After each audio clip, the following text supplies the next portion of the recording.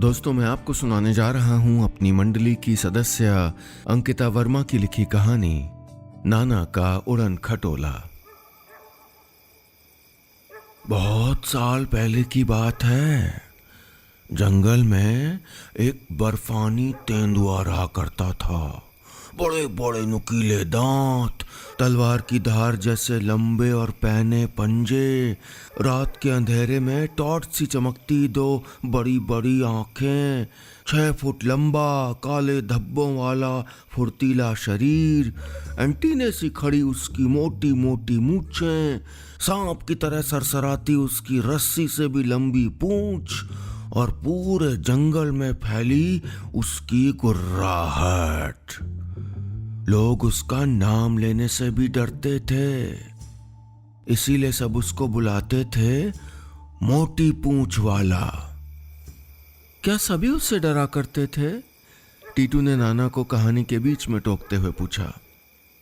सिर्फ गांव की बिल्लियां नहीं डरती थी उससे। मैंने पिछली कहानी में सुनाया था ना तुम सबको कि बिल्ली शेर से नहीं डरती क्योंकि बिल्ली होती है शेर की मौसी। एक आवाज में टीटू, गुड्डू, देबू, बिट्टी, निशु सब जोर से चिल्लाए। सर्दियों की 3 महीने की छुट्टियां बिताने 5 कजिन्स नाना नानी के पास आए हुए थे और हर रात सोने से पहले जब तक नाना जी अपने उड़न खटोले में सैर नहीं कराते यानी कहानियां नहीं सुनाते, उनको नींद नहीं आती। हाँ, शाबाश। अच्छा, कहाँ था मैं? मोटी पूंछ वाला बुलाते थे उसे।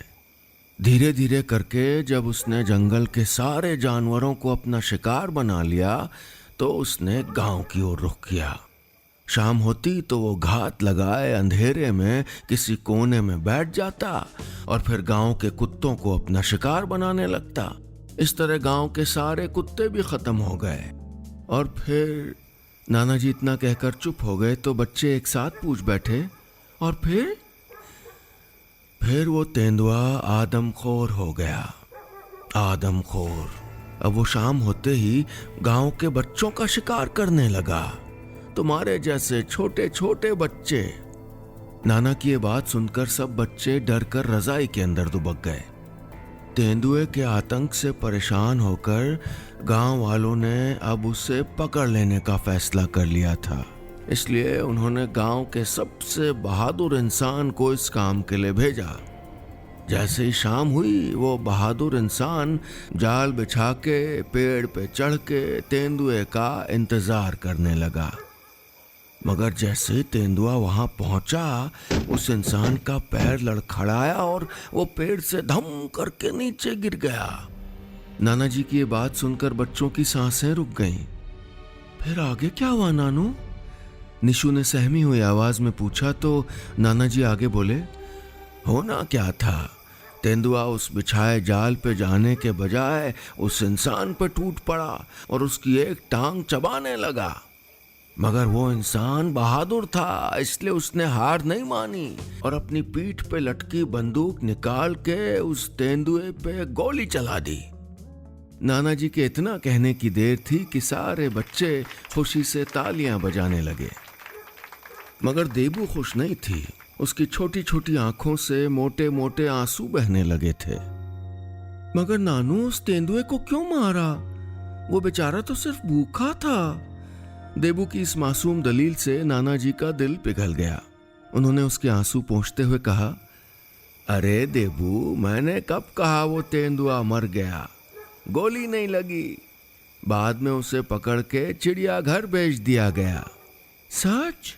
देबू ने आंखें बड़ी करते हुए पूछा। बिल्कुल सच। नाना जी की ये तसल्ली पाकर देबू ने अपनी कल्पनाओं के समुद्र में गोता लगाया तो उसे एक चिड़ियाघर में आराम करता वही तेंदुआ नजर आया जो न अब किसी को नुकसान पहुंचा सकता था और न कोई उसको। वो खुश लग रहा था, इसलिए देबू भी अब खुश हो गई थी। बच्चे इस दुनिया के बागीचे में खिलने वाले रंग बिरंगे फूलों की तरह होते हैं। यहाँ हर फूल की अपनी खुशबू, अपनी रंगत, अपनी खूबसूरती है। ये बागीचा तभी खुशनुमा दिखाई देता है जब फूल रंग बिरंगे होते हैं। 9 साल की देबू भी एक ऐसा ही प्यारा सा फूल थी। सवालों के चश्मे से दुनिया को देखने, टटोलने और ढेरों बातें पूछने वाली। हम बड़े क्यों हो जाते हैं? हमारी दो आंखें क्यों हैं जब हमको एक ही चीज दिखाई देती है? क्या तालाब में जल परियां और आसमान में परियां रहती हैं? ऐसे न जाने कितने ही सवाल पूछकर देबू अपने माँ बाबा, दादा दादी, नाना नानी सबको परेशान करने से कभी बाज ना आती। किसी सूरजमुखी के फूल की तरह वो भी आसमान की दीवार को फांद कर सूरज को निगल जाना चाहती थी। हरदम बादलों में कहानियां और तितलियों में रंग ढूंढती रहती थी। उसकी अपनी एक अलग जादुई दुनिया थी, कहानियों के ताने बाने में बुनी दुनिया, जहां वो कल्पनाओं के उड़न खटोले पर बैठकर चंपक, चंदा मामा, अरेबियन नाइट्स जैसी किताबों के अंदर बनी कहानियों के शहर में अलादीन के कालीन पर सैर करती फिरती। डिटेक्टिव चीकू खरगोश के साथ मिलकर चंपक वन में केस सॉल्व करती, सिंबाद के साथ खजाने की तलाश में जहाज पर घूमती या पीटर पैन के साथ नेवरलैंड में समुद्री लुटेरों से लड़ती फिरती। अपनी कहानियों में देबू सबसे बहादुर थी, दबंग हीरो, मगर असल जिंदगी में उसकी एकदम उलट। क्लास का सबसे शरारती लड़का जब कभी उसको परेशान करता, उसकी चोटियां खींचता या उसका टिफिन खा लेता, तब देबू कुछ भी नहीं कर पाती। वो सोचती कि काश उसके पास भी सचमुच का अलादीन का चिराग होता तो वो जिनी से बहादुर होने की विश मांग लेती और तब उस शैतान को सबक सिखा देती। नानू, ये बहादुरी कहाँ मिलती है? मुझे भी उस बहादुर इंसान जैसा बनना है, देबू ने जम्हाई लेते हुए पूछा। बहादुरी बाजार में मिलने वाली चीज थोड़े ही है देबू, ये तो हमारे अंदर होती है, नाना जी ने बच्चों पर रजाई उड़ाते हुए कहा। सब बच्चे सो चुके थे। देबू की आंखें भी नींद से बोझिल थीं, मगर वो नाना जी से सवाल करती रही। हमारे अंदर? तो इसे बाहर कैसे निकालते हैं? देबू के इस मासूम सवाल पर नाना जी हंस दिए। बेटा, ढूंढना पड़ता है इसे अपने अंदर। जिस दिन इसे ढूंढ लोगी उस दिन तुम भी बहादुर बन जाओगी। चलो अब सो जाओ, कहकर नानू ने कमरे की बत्ती बुझा दी। देबू ने अपनी आंखें बंद कर लीं और सपनों के जहाज पर सवार होकर कहीं दूर एक खजाना ढूंढने निकल पड़ी, बहादुरी का खजाना। पहाड़ों में रातें जल्दी शुरू हो जाती हैं, मगर सुबहें उतनी ही देर से खुलती हैं, खासकर सर्दियों में। ठंड की रजाई में लिपटे सूरज की अलसाई किरणें जब धरती पर गिरती हैं, तब जाकर सुबह की आंखें धीरे धीरे खुलती हैं। अगली सुबह 6 बजते ही चिड़ियों ने चहचहाना शुरू कर दिया था। नाना जी ठीक इसी समय पर हर सुबह घर में सबसे पहले उठ जाया करते थे। उन्होंने जैसे ही कमरे में रोशनी की, वैसे ही देबू की नींद टूट गई। उसने उनींदी आंखों से नाना जी को तैयार होते देखा। वो अलसाई आवाज में कहने लगी, मैं भी चलूंगी आपके साथ। देबू, बाहर बहुत ठंड है, तुम वापस सो जाओ, धीरे से कहकर नाना जी जैसे ही कमरे से बाहर आने लगे, देबू ने उनकी बात को नजरअंदाज करते हुए झट से सिरहाने रखा अपना कोट, टोपी और जुराबें पहनी और उनके साथ चल पड़ी। नाना जी ने आगे कुछ नहीं कहा। वो जानते थे कि जिद्दी लड़की उनकी एक न सुनेगी। कमरे से बाहर बारामदे में आकर जब देबू ने खिड़की के शीशों से बाहर देखना चाहा तो कुछ नहीं दिखा। सब और घुप अंधेरा था। सुबह खुलने में अभी देर थी। इतनी देर में नाना जी रसोई से बाल्टियां लेकर आ गए थे। उन्होंने देबू को अपने पीछे चलने को कहा। घर से बाहर निकलते ही काटने वाली ठंड ने देबू को जकड़ लिया। उसकी टांगें दुखने लगीं और नाक बर्फ सी जम गई। नाना जी का हाथ पकड़कर देबू डरते डरते सीढ़ियां उतरने लगी। ठंड से सीढ़ियों पर बर्फ का शीशा जम गया था। एक गलती और धड़ाम से सीढ़ियों से गिरने में उसको समय नहीं लगना था। सीढ़ियां उतरकर वो दोनों घर की निचली मंजिल में आ गए, जहां उनके पालतू जानवर रहते थे। तबेले का दरवाजा खोलते ही सारे सोए जानवर उनके आने से जाग गए।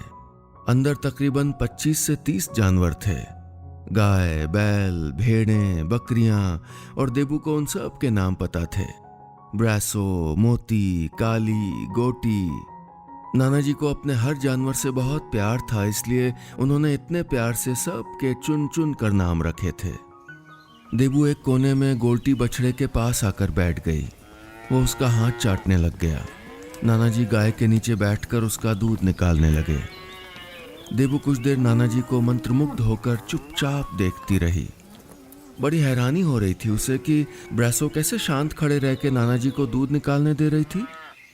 देबू को तो वो दूर से देखते ही मारने दौड़ती थी। देबू इतनी चुप क्यों हो? पूछने के लिए सवाल खत्म हो गए? नाना जी ने देबू से मुस्कुराते हुए पूछा। देबू ने थोड़ी देर सोचा, फिर पूछ बैठी, नाना जी क्या जादू सच में होता है जैसा कहानियों में लिखा होता है? हाँ बिल्कुल होता है, नाना जी ने आश्वासन दिया। तो देबू ने दोबारा पूछा, तो फिर हमें दिखाई क्यों नहीं देता है? किसने कहा कि नहीं दिखाई देता? कुछ दिनों में यहां भी एक जादू दिखेगा जो आसमान से टपकेगा। सच्ची? नाना जी की इस बात पर देबू खुशी से चिल्लाई और गोल्टी का माथा चूम कर उससे कहने लगी, गोल्टी तुम भी मेरे साथ जादू देखना, ठीक है? गोल्टी सर हिलाने लग गया जैसे कह रहा हो कि हाँ देखूंगा, जरूर देखूंगा। नाना जी ने जब देबू से कहा कि जादू सच में होता है तो उन्होंने कतई झूठ नहीं कहा था। ये कितनी सच बात है कि जादू हमारी आंखों के सामने होते हुए भी हमारे विश्वास की आंखों से कोसों दूर है। आसमान में इंद्रधनुष का बनना, तारों का टूटना, सूरज का आसमान में पिघलना, पत्तों का झड़ना, फूलों का खिलना, ये सब जादू नहीं है तो और क्या है? एक ऐसा ही मैजिक, एक चमत्कार है जो सिर्फ पहाड़ों में घटता है। आसमान से रुई के फाहों सा गिरता साल की पहली बर्फ वाला मैजिक। बच्चों उठो, देखो कल रात आसमान ने क्या जादूगरी दिखाई है, कह के नाना ने बिस्तर में सोए बच्चों को झंझोड़ा तो गुड्डू, देव, बिट्टी, निशु सब दौड़कर बारामदे की खिड़की से भौचक्के होकर बाहर का नजारा देखने लग गए। मैजिक, देबू अपने आप में बुदबुदाई। बर्फ की रजाई ने धरती को सफेद रंग से ढक लिया था। आसमान में सूरज स्वेटर पहन के ठिठुर रहा था। दूर चूड़धार के पहाड़ आइसक्रीम से लदे दिखाई दे रहे थे। आसमान और धरती एक रंग के हो गए थे, एकदम सफेद। सब ठहर गया था। हवा का सरसराना, चिड़ियों का चहचहाना, लोगों का चलना, सब और केवल सन्नाटा था। कुछ देर बर्फ को टुकुर टुकुर देखते जब बच्चों की आंखें चौंधियाने लगी थीं तो सब बाहर बर्फ में खेलने निकल पड़े। बच्चों ने मिलकर घर के बाहर एक बड़ा सा स्नोमैन बनाया और एक दूसरे पर बर्फ के गोलों की जंग छेड़कर धमा चौकड़ी शुरू कर दी। गलती से कोई गांव वाला या राहगीर भी अगर घर के पास से गुजरता तो उसकी भी शामत आ जाती। उस पर बर्फ के गोलों की जबरदस्त बरसात होने लग जाती। कुछ देर यूं ही खेलते खेलते जब सब बच्चे थक गए और भूख सताने लगी तो चुपचाप रसोई में जाकर जलते चूल्हे के सामने सट कर बैठ गए। नाना नानी हंसे बिना नहीं रह पाए। उन पांचों बच्चों के चेहरे ठंड में एकदम लाल हो चले थे। लग रहा था जैसे बंदर के छोटे छोटे बच्चे चूल्हे के आगे आग सेकने बैठे हों। घर में बिजली नहीं थी, शायद अब हफ्ते तक नहीं होने वाली थी। नाना नानी चूल्हे पर रखे एक बड़े से बर्तन में बर्फ को पिघला रहे थे, यानी पानी भी नहीं था। चश्मों का पानी बर्फ के गिरते ही जम जाया करता था। भूख लगी है? नानी ने प्यार से पूछा तो सब ने सर हिलाकर हाँ में जवाब दिया। सबके लिए मीठे सिड्डू बनाए हैं।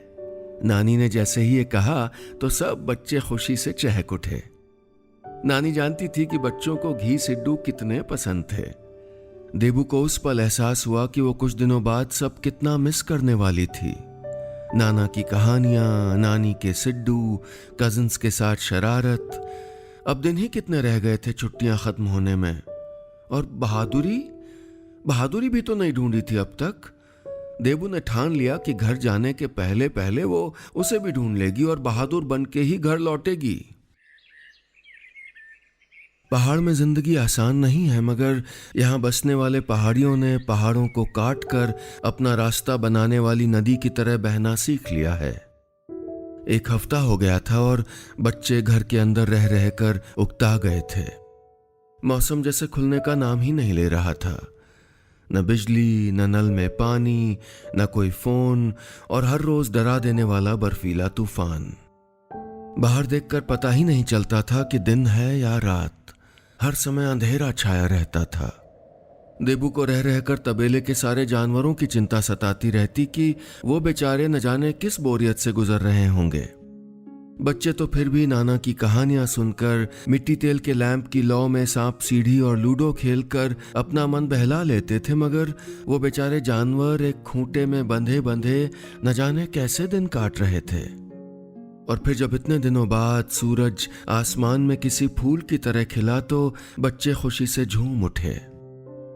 मौसम के साफ होते ही नाना जी ने सभी बच्चों की अलग अलग ड्यूटी लगा दी। निशु और टीटू को उनके साथ राशन लेने बाजार जाना था, गुड्डू को खेत में नानी की मदद करने को लगा दिया और बिट्टी और देबू को घर के पास की धार पर भेड़ों और बकरियों को चराने के लिए कह दिया। नाना जी ने बिट्टी और देबू को सख्त हिदायत दी थी कि 2-3 घंटे में वापस आ जाएं।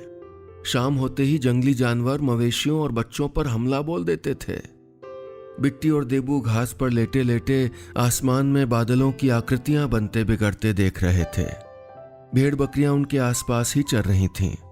तभी बिट्टी ने सामने वाली पहाड़ी पर इशारा किया, कहने लगी, देबू वो देख, गीदड़ की शादी हो रही है। गीदड़ की शादी? कहाँ? मुझे नहीं दिख रही। देबू ने उस पहाड़ी की ओर देखते हुए कहा, अरे बुद्धू, जब धूप और बारिश एक साथ होती है ना, तो कहीं गीदड़ की शादी हो रही होती है। मेरी दादी ने बताया था। वो देख, उस पहाड़ी पे बारिश और धूप दोनों है। बिट्टी का यूं इतराना देबू को अच्छा नहीं लगा, तो उसने बात बनाते हुए कहा, और मेरी दादी कहती थी कि अगर गीदड़ का नाम लो तो वो सामने आ जाता है। हैं? क्या सच में? चलो वापस घर चलते हैं। बिट्टी के यूं एक मनगढ़ंत बात पर इतना घबरा जाने से देबू के मन में हंसी छूट गई। वो दोनों बकरियों को इकट्ठा करके गिनने लगी। झुंड का सबसे छोटा मेमना गायब था। बिट्टी, तुम बाकियों को घर ले जाओ, मैं मेमने को ढूंढ के लाती हूँ, कह के देबू मेमने को पुकारने लगी। मौसम फिर से खराब होने लगा था। अचानक अंधेरा छा गया था। कुछ देर बाद मेमने के मिमियाने की आवाज सुनाई दी। देबू आवाज के पास गई तो मेमने को झाड़ियों में फंसा हुआ पाया। उसे वहां से निकालकर देबू जैसे ही घर की ओर चलने लगी तो कुछ दूरी पर एक ढलान की चोटी पर कुछ बड़ा सा नजर आया। थोड़ा ध्यान से देखा तो पाया कि एक बड़ा सा गीदड़ वहां से खड़ा देबू और मेमने को खूंखार नजरों से घूरे जा रहा था। एक टक। कहानियों में बहुत ताकत होती है, दुनिया को बदल देने वाली ताकत। ये वो जादू की छड़ी है जो बच्चों को खुद पर विश्वास और दूसरों से प्यार, दया, हमदर्दी करना सिखाती है, उन्हें बेहतर इंसान बनना सिखाती है। जब एक बच्चा कहानी सुनता या पढ़ता है तो उसकी कल्पनाओं का बीज एक हरा भरा पेड़ बन जाता है, जिसकी छांव में जिंदगी की सच्चाई कम कड़वी लगती है। जब तक बच्चे की जिंदगी अच्छे के लिए बदलती है, तब तक दुनिया रहने के लिए और भी बेहतर जगह बन जाती है। गीदड़ काफी दूर खड़ा था, इसलिए जब तक वो देबू और मेमने के पास पहुंचकर दोनों के धड़ दबोचता, देबू हड़बड़ाते हुए मेमने को गोद में लेकर एक बान के पेड़ पर चढ़ गई। उसका दिल बहुत जोरों से धड़क रहा था, आंखों से आंसू बहने लगे थे और गोद में पकड़ा मेमना भी जोर से मिमियाने लगा था। गीदड़ पेड़ के पास आकर उसके चक्कर काटने लगा। देबू को लगने लगा जैसे वो आज बच नहीं पाएगी। उसका पूरा शरीर कांप रहा था। अचानक उसे नाना जी की वो बहादुर इंसान वाली कहानी याद आ गई तो उसने पेड़ की एक मोटी टहनी को कस के पकड़ लिया। वो उसकी तरह पेड़ से नीचे नहीं गिरना चाहती थी। देबू ने डरी हुई नजरों से नीचे देखा तो गीदड़ ललचाई नजरों से उसी की ओर टकटकी लगाए देख रहा था। वो रोने लग गई। उसे समझ नहीं आया कि वो क्या करे। नाना बाजार गए हुए थे और नानी खेत, और बिट्टी को कहां पता लगना था कि उसके पीछे गीदड़ पड़ गया था। कुछ देर खूब रो लेने के बाद देबू थोड़ी शांत हुई और जोर से आवाज देने लग गई, नाना, नानी। वहां से गांव इतना दूर नहीं था। इसी आस में कि शायद कोई उसकी आवाजें सुन ले, वो आवाज देती रही। तभी उसने किसी को पुकारते हुए सुना, देबू, कहां हो? नाना जी थे। वो शायद बाजार से लौट रहे थे। देबू ने गला फाड़ के उनको बताया, यहां, यहां। नाना जी, टीटू और निशु तेजी से देबू की आवाज की ओर दौड़े। उन्हें सड़क से ऊपर देबू के पास पहुंचते पहुंचते थोड़ा वक्त लग गया। जैसे ही वो वहां पहुंचे, गीदड़ उनको देखकर वहां से भाग खड़ा हुआ। नाना जी ने देबू को पेड़ से उतारकर उसे अपने गले से लगा लिया। वो रोए जा रही थी। अरे देबू, तुम तो बहुत बहादुर निकली। टीटू की यह बात सुनकर देबू ने रोना बंद कर दिया। क्या सच में? देबू ने सुबकते हुए पूछा तो उधर से नीशू बोल पड़ा, सच में, मैं होता तो पक्का बेहोशी हो जाता। कितना खूंखार गीदड़ था वो। देबू ने नाना जी की ओर देखा तो उन्होंने उसका माथा चूमते हुए कहा, मेरी बहादुर शेरनी। देबू ने अपने आंसू पोंछ डाले और एक मुस्कान बिखेर दी। उस रात भी सोने से पहले जब सब बच्चे कहानी सुनने बैठे तो कहानी नाना जी नहीं, देबू सुना रही थी। एक सच्ची कहानी, अपनी बहादुरी की कहानी। आखिरकार देबू ने अपने अंदर की बहादुरी को ढूंढ ही लिया था। बस इतनी सी थी ये कहानी।